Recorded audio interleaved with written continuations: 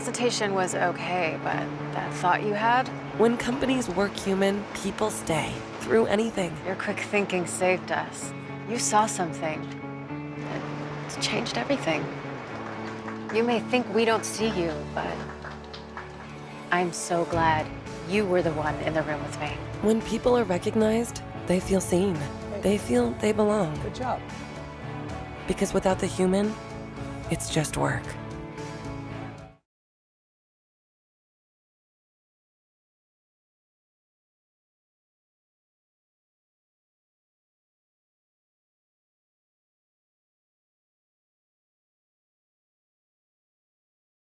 Hello, everyone. Welcome to the webinar. My name is Dr. Misha Ann Martin, and I am Senior Director of People Analytics and Research here at WorkHuman. And I am delighted to be here today with Andres Tapia. Did I say that correctly? Tapia. Yes. Senior Client Partner, ESG and DEI Strategist at Korn Ferry. Andreas, do you want to go ahead and introduce yourself? Yeah, well, thank you, Mishan. What a pleasure to be here with you and with the whole audience. And in addition to the title that you shared with the group, I'm a former Chief Diversity Officer. So I had the privilege to work this from the inside out and actually start a DE&I global practice from a very formative place to actually a fully established organization. And personally, I live in Chicago, but I grew up in Lima, Peru. Oh, I grew up in Jamaica, this little place called Portmore, which nobody knows, but it's right next to Kingston which everybody knows. Very nice. All right, so today we're going to be talking about the future of DEI and what individuals and organizations can do to move DEI forward. I'm so looking forward to this discussion.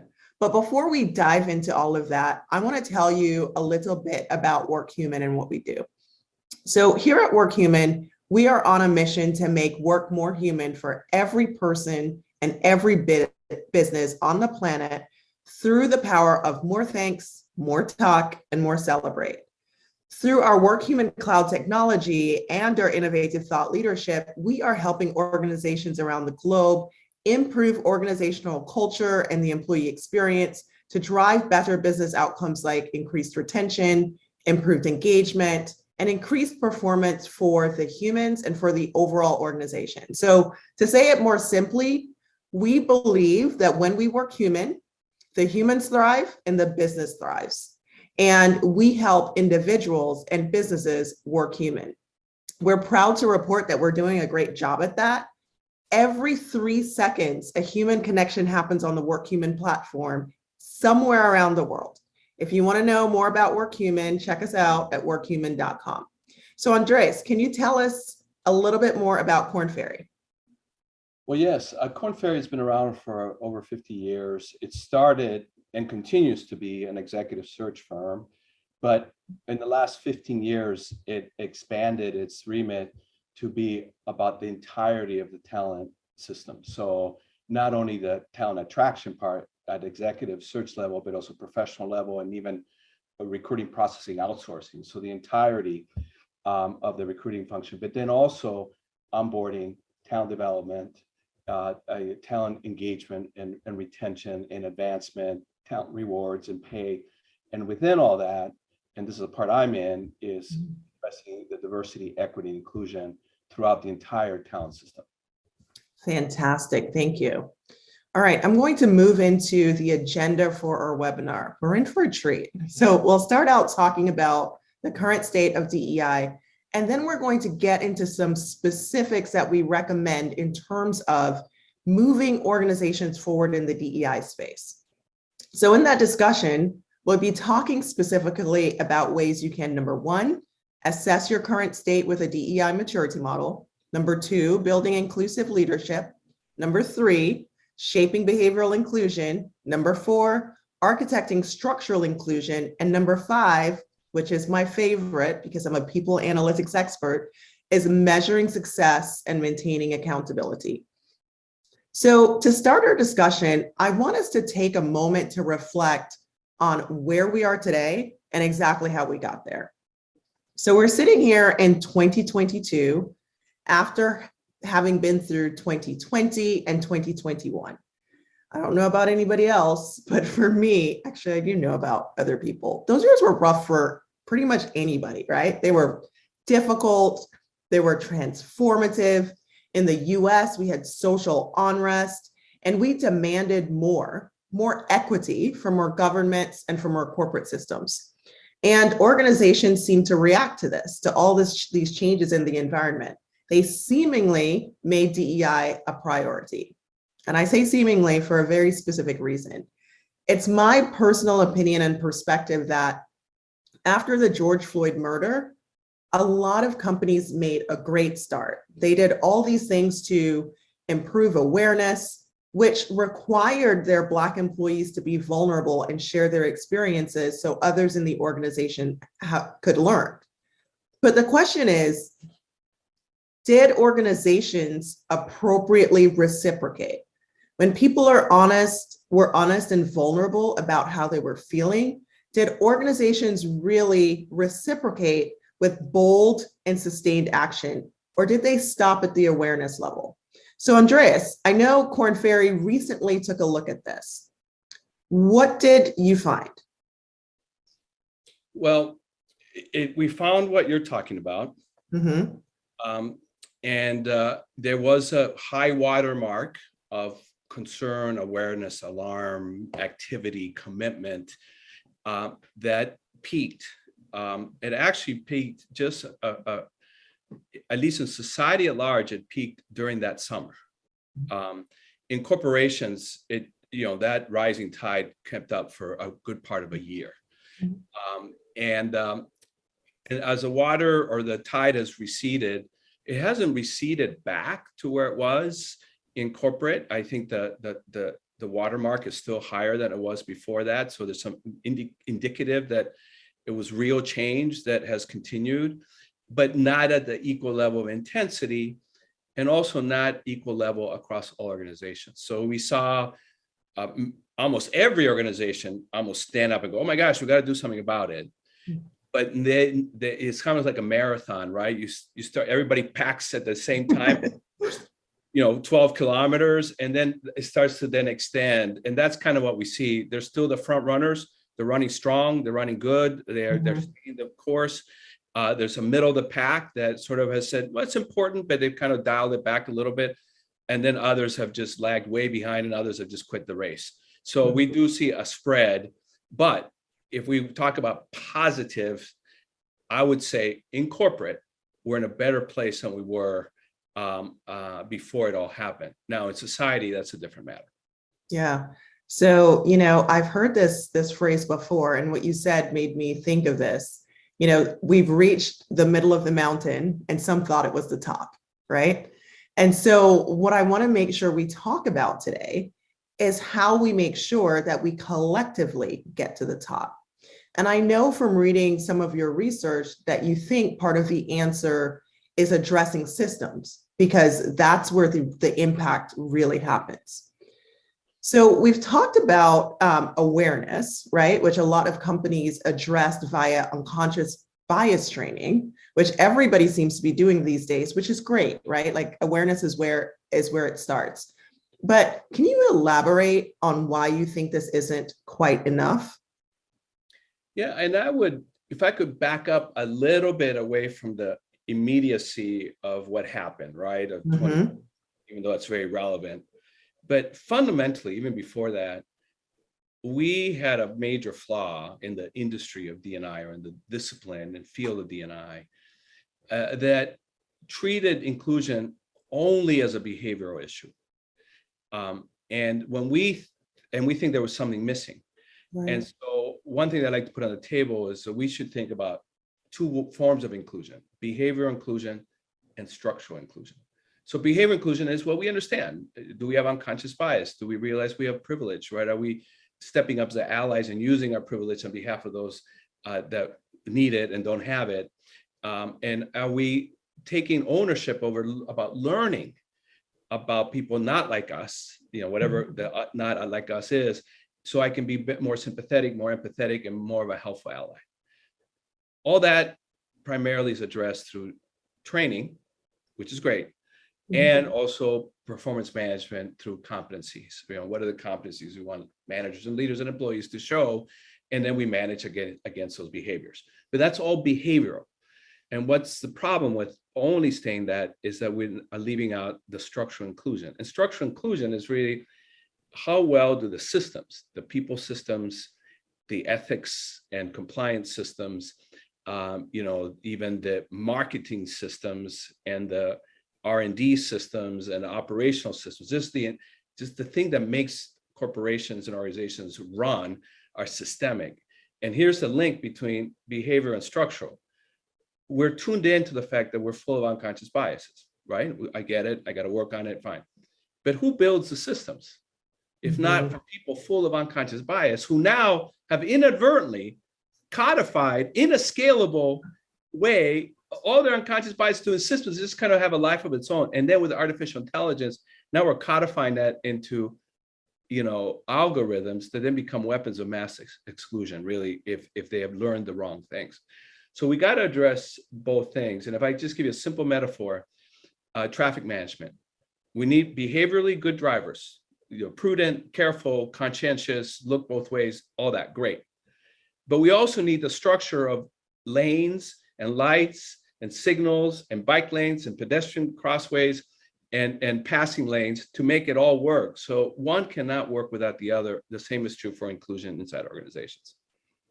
Absolutely. So speaking of drivers, I do want to make sure that I touch on something and introduce something to the conversation that I personally don't think we talk about enough. And that is different job types. So I am personally passionate about those types of roles that make the world run, like your drivers, right? And your other hourly and frontline workers, especially because we know that those roles tend to be disproportionately staffed by people of color. Talk about systems, right? So a member of my team and I were on a call with a client this morning, and we were using recognition data to diagnose some potential inclusion gaps in the organization. And so we started out by talking about how, Black men tended to receive fewer recognition events than other people in the organization. However, when we double clicked on that and went a little further, what we really found was that Black men were disproportionately in roles that were underappreciated. So can we just spend a moment and talk a little bit about the different ways diversity shows up in terms of demographics and role type, and how this affects everything that we're talking about and thinking about, including things like the Great Resignation, future of work, return to office? Yes, I mean, we talk about systemic, right? You bring it up, but let's even make it more systemic, and why we have to address a systemic thing. First of all, even before we get to that scenario that you illustrated, and I'd like to address it, we fully know that even the recruiting process is full of unconscious and conscious bias that filter out a lot of talent that is underrepresented, right, from different demographic groups. So we got issues there, and that unconscious and conscious bias continues to play a role even once we are inside the organization. So we're seeing, slower promotions or lack of promotions, lower engagement scores, and therefore higher attrition rates. So consequences are through and through.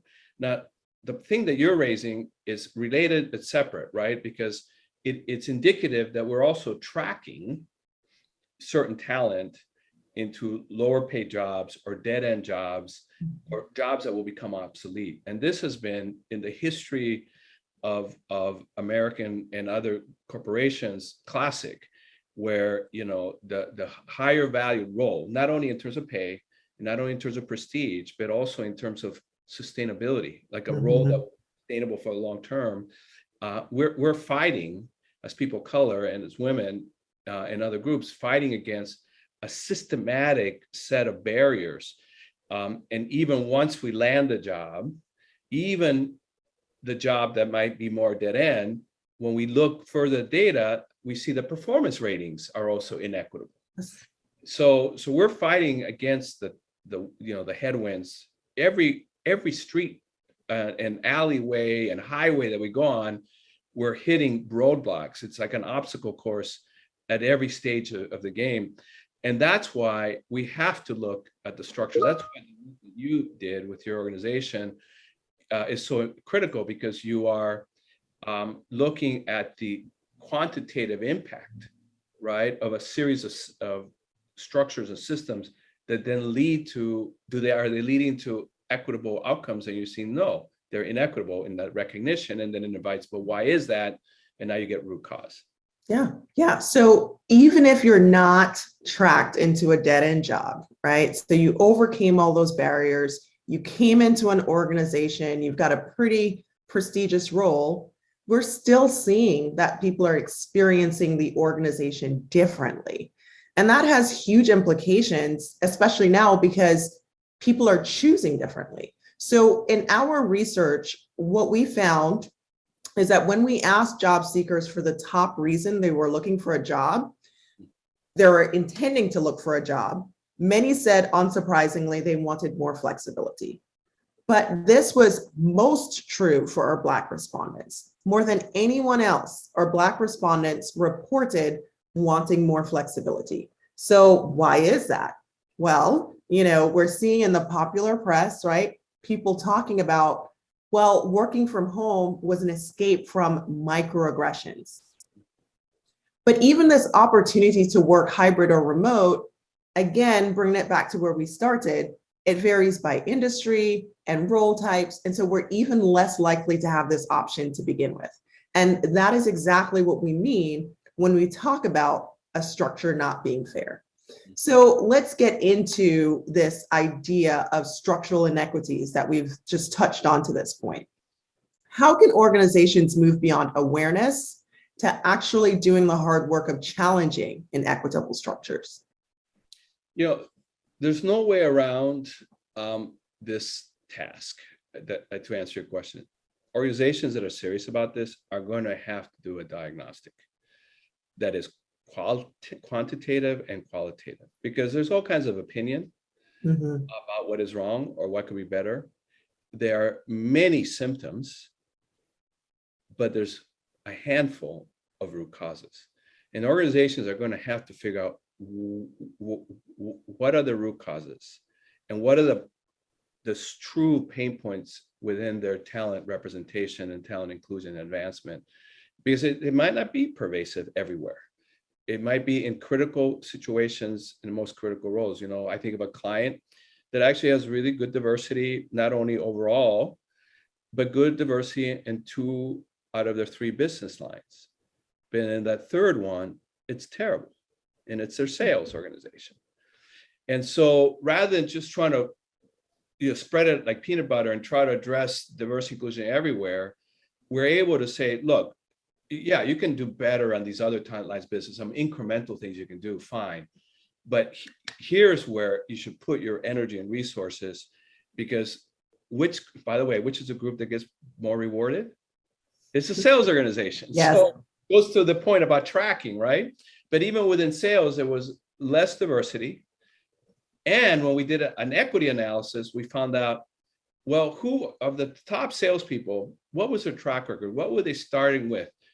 And we went way back, and it turned out that the people that were most successful today in sales 15, 20 years ago were given the most high profile, largest sales portfolio just for starters, like their starter kit. And then when we did an equity analysis on that, it turned out those groups were mostly white male.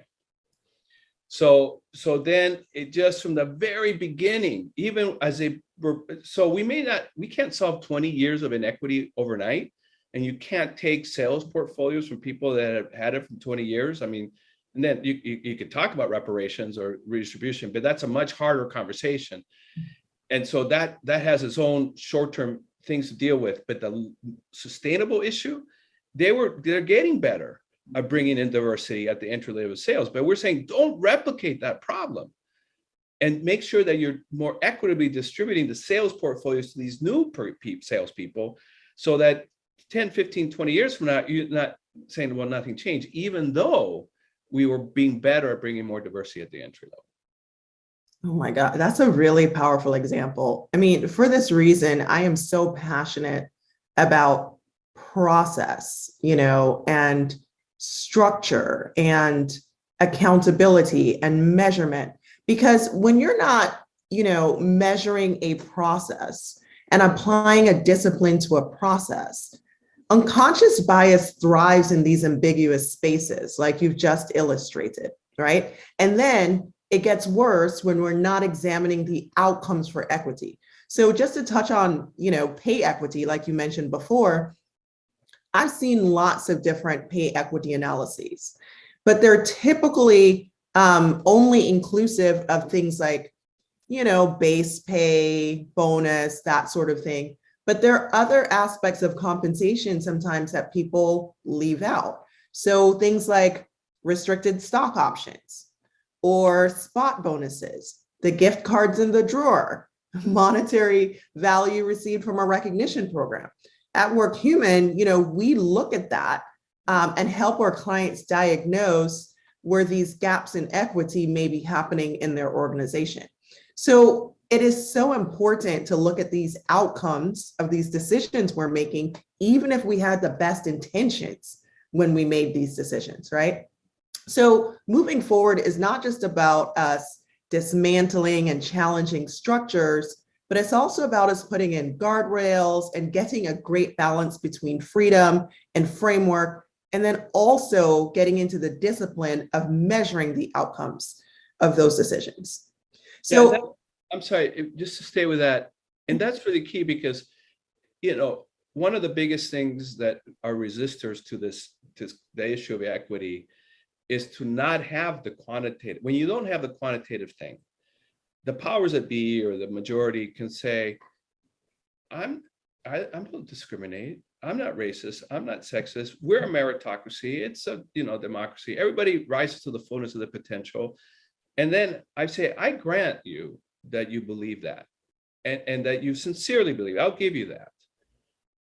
But here is the quantitative data year after year, right? That shows us that your meritocracy is not working.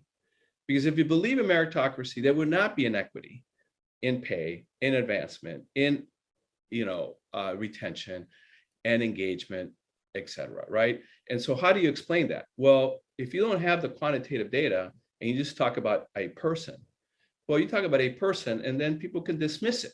Well, that's just that one person. That was just her, or that was, they'll have some story around it. But when you say it's, African Americans or Latinos or Asians or women are 40% more likely to X, then you can't dismiss it as just a one-off. that's right. We have to do the hard work of reaching out and illustrating where these things are happening in our organization, because that's how you get the powers to be that to act, right? The people that are experiencing it, they feel it, but we have to do the work of showing it to the rest of the organization using measurement and analytics. All right, so now I want us to talk about this DEI maturity model. Andreas, do you want to tell us a little bit about that? Yeah, so you'll see it on the screen in a moment. But first of all, most of us are familiar with maturity models, and they tend to be linear. Phase 1, 2, 3, 4, 5. For many years, we used the 5-phase maturity model, and it was very popular, and we liked it. But we found that it was not as effective as it could be, because after phase 1 and phase 2, which call it compliance, or we call it risk management, and the next phase, awareness, which tends to move in sequence from one to the other. After that, the next 3 phases do not move in sequence, linear sequence. So we took the linear and we made it a circle.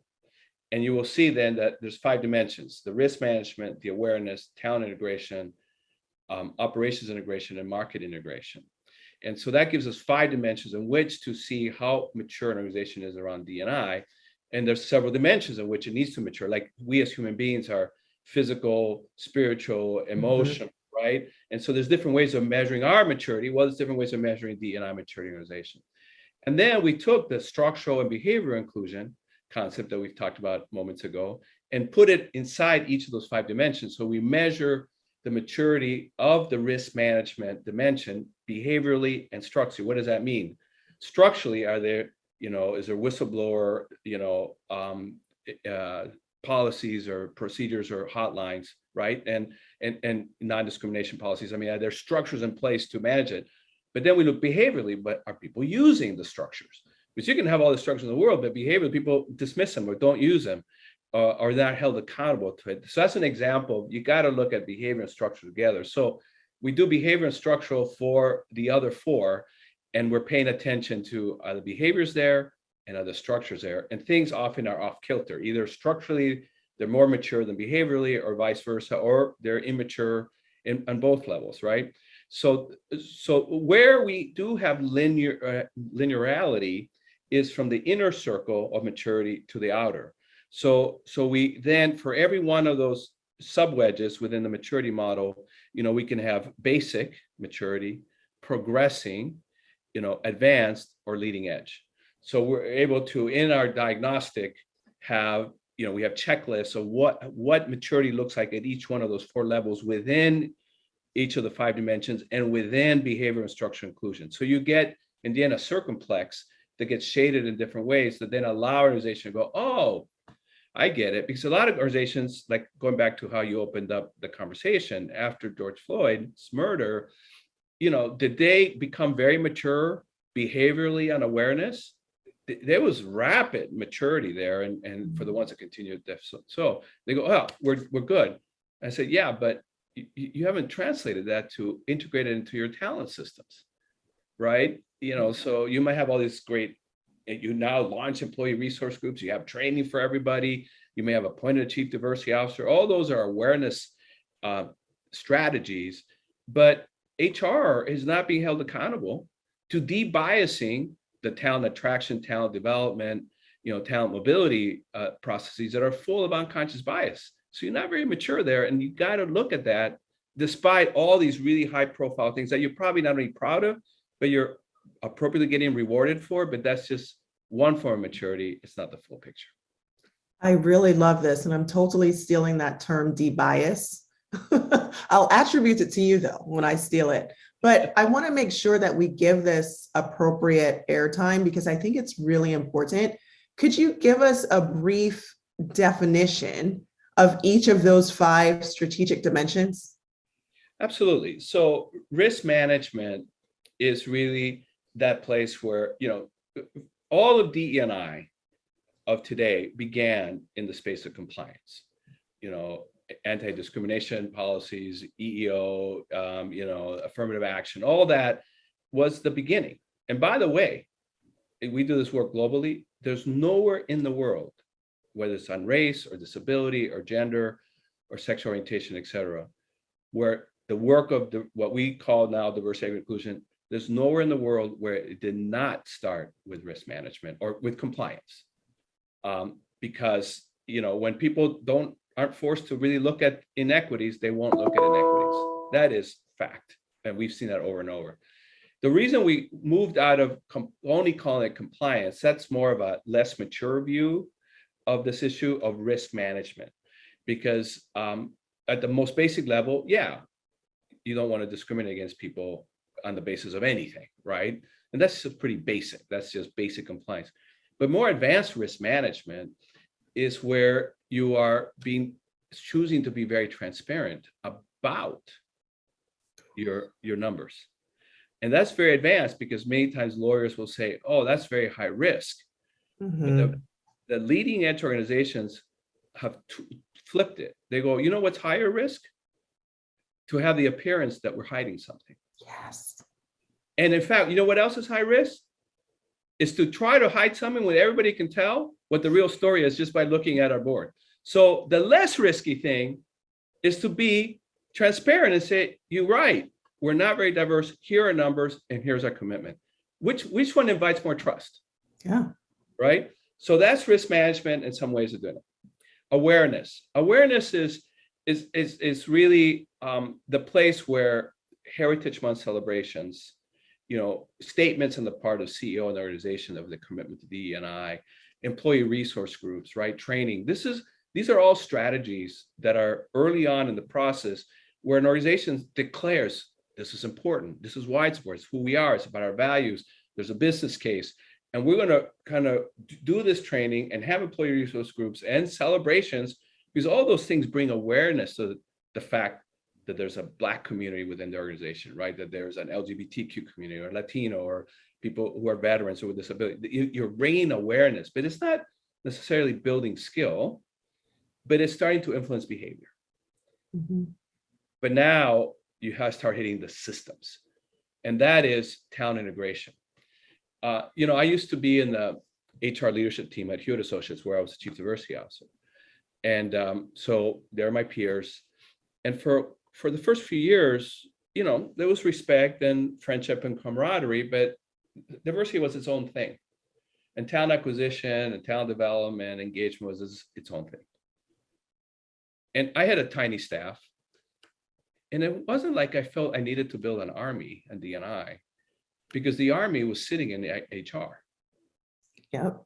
And I'm like, all right, I can try to make the case to build a whole DE&I function. First of all, it's going to be harder slog, from a budget perspective. But from a sustainability perspective, DE&I doesn't own any systems, except maybe the ERG system. Okay, maybe that. That's it. But I'm looking at my colleagues that own talent development, talent management, for 25,000 people.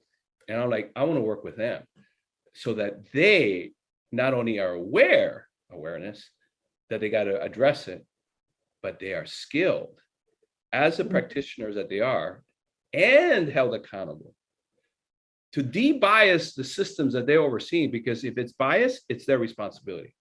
So let's partner. And I'm the subject matter expert. I have some things I can bring to the table, but you are the subject on DE&I. You are the subject matter expert on this talent system. Let's look at the systems and let's see how we embed DE&I into the day-to-day operations of human resources. So that's talent integration. Operations integration, and similar to marketplace integration, these have a different feel. Up to this point, we're focused on the talent as an end in itself. It's good for an organization to be more diverse because of values, talent, supply, talent optimization, talent engagement. Great. It's an end in itself, more diverse, more inclusive talent. But the last two, operations and market integration, is about a means to an end. How mature is this organization in leveraging the diversity that they've attracted and the inclusion that they've been nurturing in order to, not to drive DE&I transformation, even though that's a nice byproduct, but to drive innovation, right? To make their internal processes more efficient, to drive higher safety, right? To reduce call center call time, right? To make those mergers and acquisitions more synergistically, because a lot of them end up losing more money than they make. And the point here is that the more diverse and inclusive you are, and the better you're able to leverage that diversity and inclusion, the better you're going to be able to run your operations, which then help your bottom line. And the same applies to marketplace integration. How well you're leveraging the diversity of your organization to grow new markets, do better, cross-culturally customer service, to actually contribute to the communities in which you do business, right? Kind of the external thing. And then really drive business results and therefore drive the top line. So this becomes a very powerful view of DE&I that is, yes, about the right thing, yes, about talent optimization, and yes, about driving the key things that are operationally vital and revenue producing.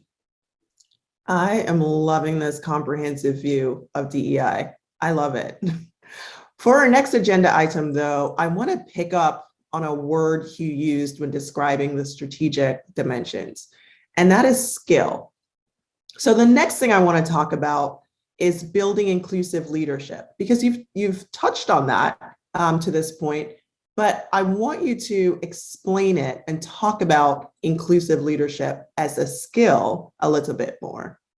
Yeah, so early in my journey, I realized that we were defining and interpreting inclusion as being about an attitude of openness. I'm inclusive. A feeling. Feeling, and it's sort of I'm warm and I'm welcoming and I like that you're here. And then CEOs would kind of have the same attitude, and they elevated it by being diversity champions. Mm-hmm. Go about the ERG event, Martin Luther King Day, make the proclamation. But that wasn't moving the needle. And as I progressed and as I worked with more and more executives, because then out of being chief diversity officer, then I ended up being a strategic consultant in the C-suite in all kinds of industries around the world, I realized, here's the best practice that needs to be sunsetted and moved over. We had to sunset the best practice of CEO as diversity champion as the endpoint. It's good for that. We need to move it to CEO as the transformational agent, the one that leads the charge, because we know that in everything in business, not only the business, where it's going to go in its priorities, but the culture that is shaped, it's driven by the CEO and their direct reports. That they determine what kind of company they're going to be, and they hold the organization accountable, and they send the messages and they role model how they're going to be. And so if nothing moves in an organization in terms of a merger and acquisition, or opening up a new market, or opening up a new line of business, or instituting a culture of safety, for example, like in the high industrial companies, then D&I is no different. And as long as the CEO does not own the transformation of D&I, and they default to the chief diversity officer, or the head of HR, or the ERGs, or the diversity council, they're abdicating, in the end, the power that they only have. A CDO, and I've been one, vitally important. They're the subject matter expert, they're the strategist, right?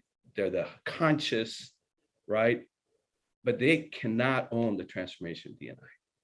It's the leaders, the business leaders. So out of that realization, I said, well, what does then an inclusive leader look like? Korn Ferry Institute, over a 6-year period, to develop an inclusive leader model. And we went to our database of over 3 million leadership assessments of all industries, all levels, collected over a few decades. And out of that very rich database of competencies, traits, and drivers and experiences, we're able to develop a point of view on what an inclusive leader looks like. And so we built that out, and in the middle of the model are what we call the enabling traits. Those are the more inner, more personality-driven things, right? Like humility and trust and curiosity, right? And empathy. And then on the outer circle, we have these 5 clusters that we call the 5 disciplines of inclusive leaders. And each one is made up of 2 to 3 competencies, right? And so those 5 disciplines are built in interpersonal trust, integrates diverse perspectives, optimizes talent, applies an adaptive mindset, and achieves transformation. And you will find that once you get into this model deeper, that a lot of this parallels elements of the maturity model I just walked you through. Because this is what it takes to be a mature organization in DE&I, well, how do you get there if not through inclusive leaders? Right. So that's what we did, and we've now assessed the top leaders, right, almost 3,000 leaders around the world, very intimately. They take the assessment. We get their behavior, their biographical story, their journey through diversity or the lack of it, right? How do they address diverse and inclusive situations in front of them? And are they falling short, or are they rising to the occasion? And then we're coaching them in a heart-to-heart, transformational leader kind of way.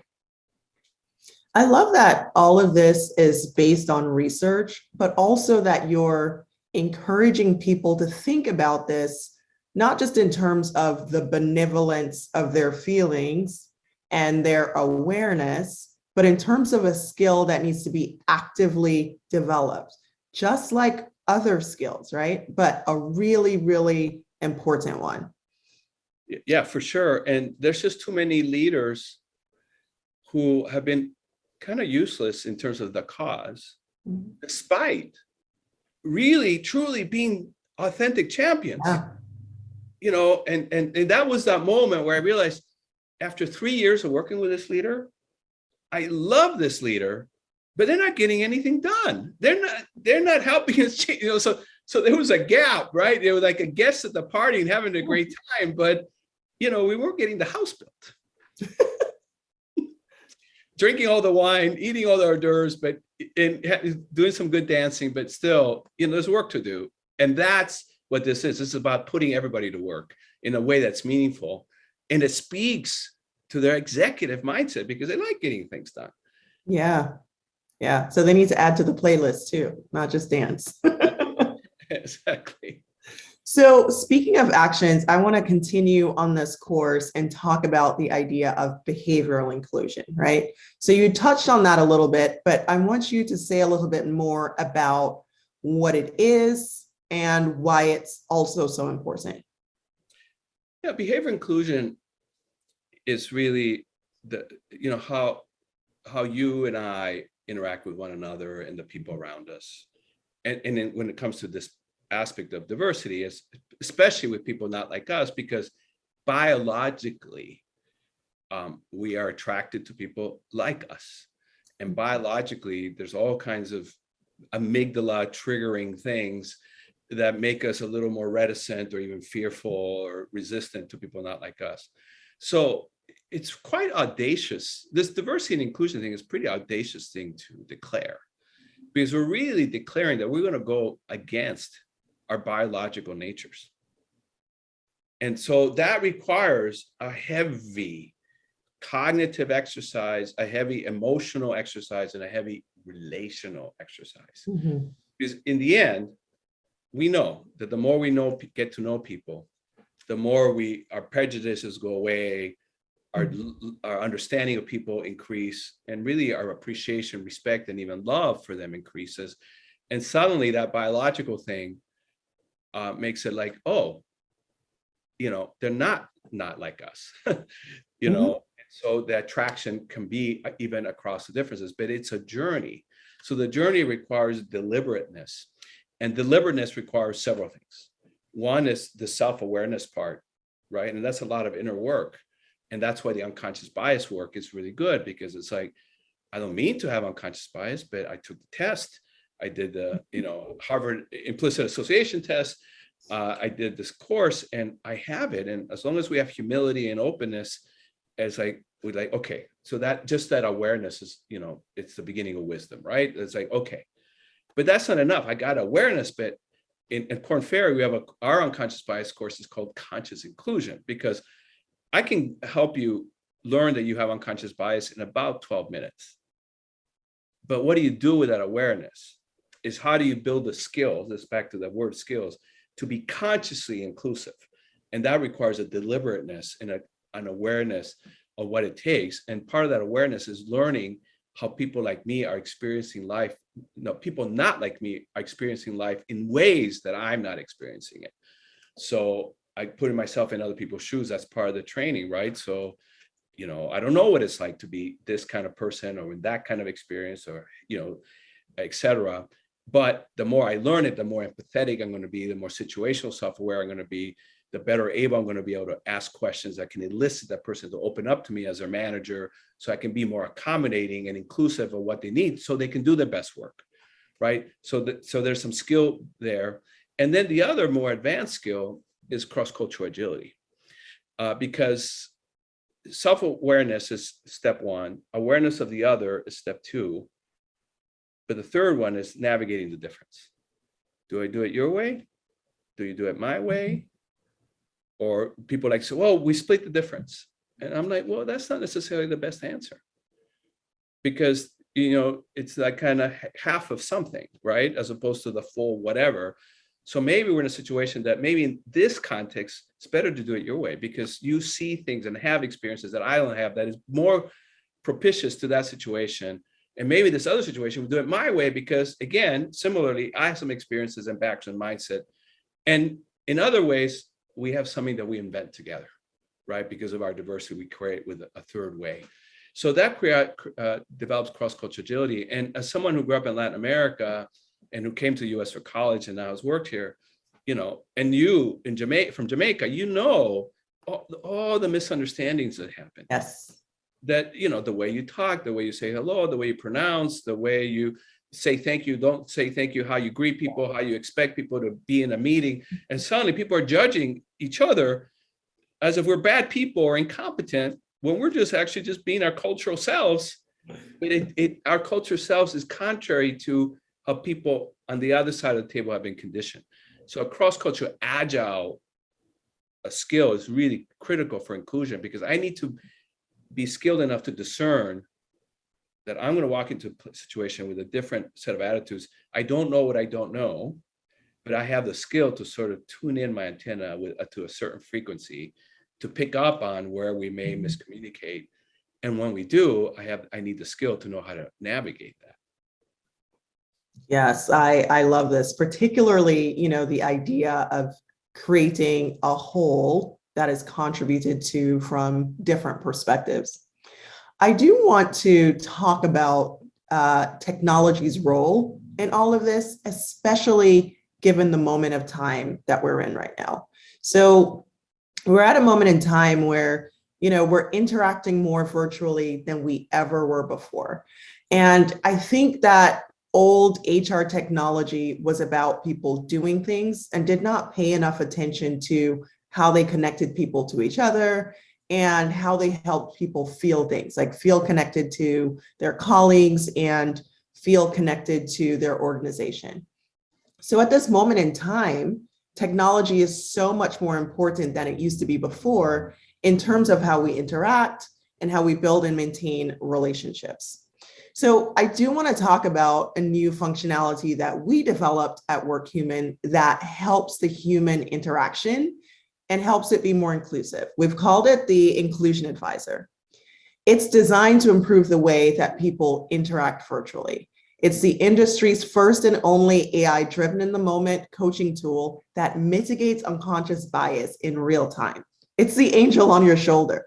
So with this tool, you can improve how employees communicate with each other through micro-coaching. The Smart Assistant will privately identify any language that is negative or commanding or exclusionary, and it will provide meaningful suggestions for you around how to include the message. And it's not going to tell your manager. It's only for you to improve the way you communicate with other people.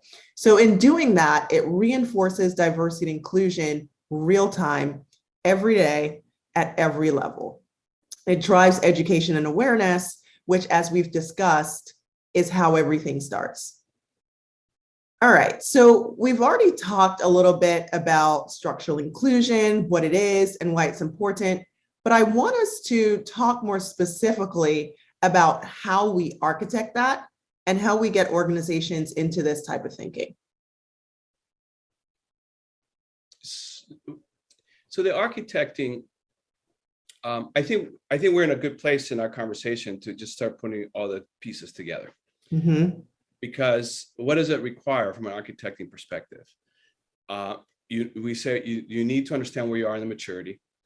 You need to prioritize, because you can't mature at every level all at once, wherever it is that you need to mature. And you have to determine how fast you want to move there.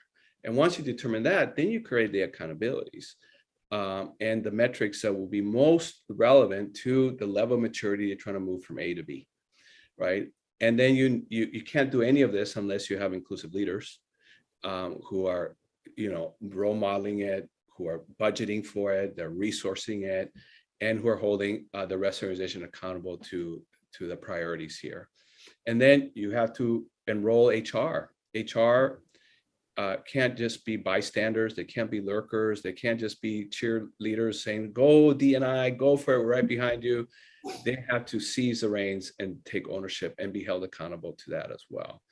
And then the informal, the grassroots continue to play a vital role. I mean, ERGs are one of the highest drivers of engagement. through over and over and over and over again, companies with that do engagement surveys consistently, those that are in ERGs have higher engagement than those that are not.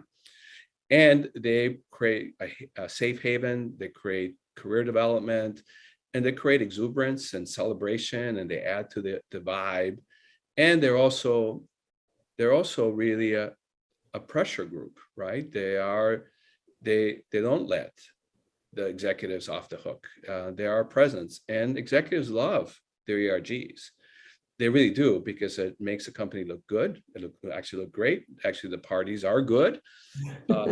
But because of that, when the ERGs speak, the CEOs listen, because that's definitely, an entity within the organization that they don't want to see unhappy because of all the good things that they bring. So you got to bring all this together.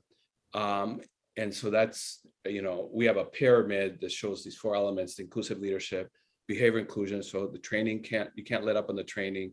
Actually, tools like the one you described would be a really great structural thing to reinforce the behaviors, obviously. Then the structural part that we've been talking about. And then the bottom of the pyramid is you got to make sure that DE&I becomes part of your DNA. Is it part? Do you have good change management? Do you have feedback loops? Does it become part? So it's not just dependent on the charismatic CEO or the really great CDO that really brought it to the table, or just a generation of ERGs that really kind of were cooking. I mean, all that is great, but life moves on, and you want to be able to look. And even when that CEO moves on, or the CDO or ERGs have new leadership, you don't want it to fall on the ground, because if it does, it tells you that it was based more on the personalities and their behaviors versus the system. Yeah. So thank you for helping us put it all together and think about how we make this part of an organization's DNA. So I want to add to that discussion by adding a couple of things. Number one, talking about communication. So you've done all the work, to figure out where the gaps are. You've come up with a plan. You're working on the skills. I think what's important to keep in mind is to communicate back to the organization at every step of the way. And as you're communicating what you intend to do and the results of what you're doing, make sure that you're communicating successes and failures, and that you're being as transparent and vulnerable as you're asking people to be when you ask them to share their stories so you can understand. So that's something I would say to practitioners to keep in mind as they embark on this journey. Also, I do want to take a moment and talk about the relationship between recognition and inclusion. At WorkHuman, we've done a lot of research on this. And what we find is that recognition, the ability to speak up and have your voice be heard, to call out good work happening around you, to have others do that for you as well, can be a huge bridge to diversity and inclusion and feelings of belonging. So we recently did this huge research project with Gallup. And what we found is that Black and Hispanic employees are less likely to report that they receive equitable recognition. We've been seeing this for a long time in our own research. We also found that Black employees are less likely to strongly agree that they get the right amount of recognition, and are more likely to report a low frequency of recognition at work, especially from managers, supervisors, or leaders. But when Black and Hispanic employees say that they do receive recognition that is fulfilling, authentic, and equitable, they are 5 to 7 times as likely to say they feel like they belong in that organization. Plus, in addition to that, based on this research, employees who have great recognition experiences are not only more engaged, they're 44 times as likely to report that they're also thriving in life. So this is literally life-changing. The other thing I want to say about this is receiving recognition is great, but I want to talk about how important it is to give as well. We did this study with one of our clients looking at the number of times people gave and received recognition before the engagement survey. And what we found is that the more that they gave and received, the more likely they were to say that the organization values diversity and inclusion. So there's something about each of these connections that make people feel like they belong in that organizational community. So it's not surprising, right? Because social recognition is literally about letting people know that they are seen and appreciated for who they are and what they bring to the organization. Great statistics. Yeah. Thank you. Thank you. Point. All right, so I'm going to take us home and wrap us up here. Before I do that, Andres, any final comments? Well, I think that, we've put a lot of emphasis on the leaders and on HR and those that are not part of the minority groups, right? They're a majority. But I think that, and I know that for those in the minority, we're fatigued and we're tired and, it feels so unfair that all these headwinds are there. But it's just a call to not give up, right? We need restoration, we need support, we need to make sure we vacation and spend time with our families and take care of our health and all those good things that don't meet and get enough sleep and all those classics, right? But in the end, it's a struggle and it demands a lot from us, but the payoffs are there. The payoffs are there for us to do what we need to do on behalf of ourselves and the groups that we're a part of and our families. And at least in the corporate world, there are changes going on and there are mechanisms and there are leaders that are really being allies and are committing and are doing transformative things. And if you're in a company where you're not seeing that, don't stick it out. It's not worth it. So there is hope, there's good places to be, and there's bad places to be. Not worth you staying in the bad place. Thank you. Yeah, this time of change is such a huge opportunity for organizations. So I just want to wrap us with some key takeaways and potentially, a challenge. So the first takeaway, awareness is only the first step. Let's separate intent from impact and be purposeful about moving beyond awareness to actually challenging structures that are potentially inequitable. The second takeaway, an effective DEI strategy will likely have several strategic dimensions running simultaneously. And those different things that you choose to do to address gaps probably should be owned by different stakeholders. As we pointed out, the CDO doesn't own much of the systems that we need to challenge. Third takeaway, inclusive leadership is critical, starting with the very top, the CEO and his direct reports. Number 4, recognition is a great tool for creating a more inclusive and equitable workplace. And number 4, as you're communicating back to the organization about your plans and your progress, make sure you communicate successes and failures, and that you are humble and as vulnerable as you ask people to be so that we all could learn. Thank you so much to everyone who attended this webinar. And Andres, thank you so much for such a fantastic discussion. I'm so excited to see what the audience has to ask us. It's time for Q&A. I look forward to it, Michelle.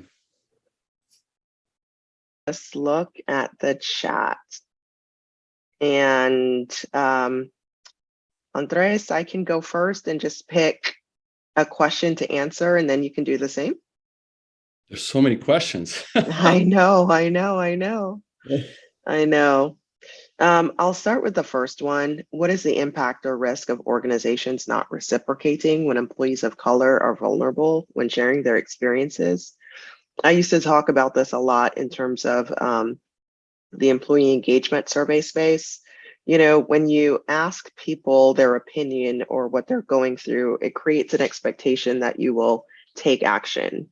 When action doesn't happen, in my experience, people become cynical, which I think is, related to lack of morale and disengagement.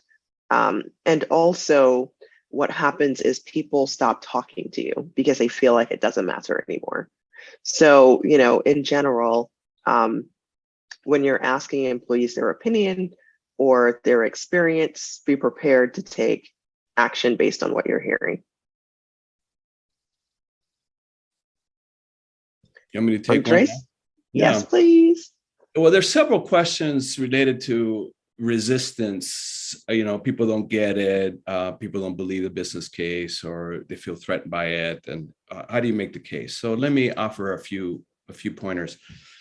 For one, when people question the business case for diversity, and I don't want you to say this in a snide way, but it's almost like, well, what's the business case for homogeneity?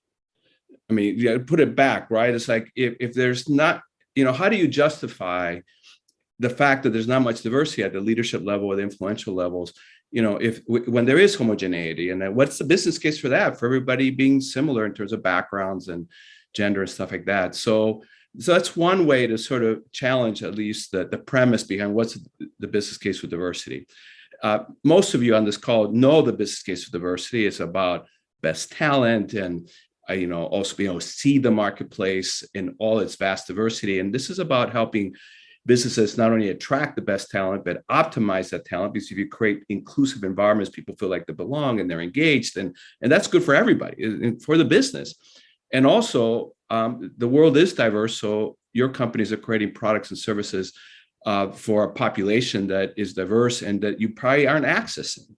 So there's a lot of reasons that are talent imperative, let's call it moral imperative, values imperative, but also business imperative and innovation imperative.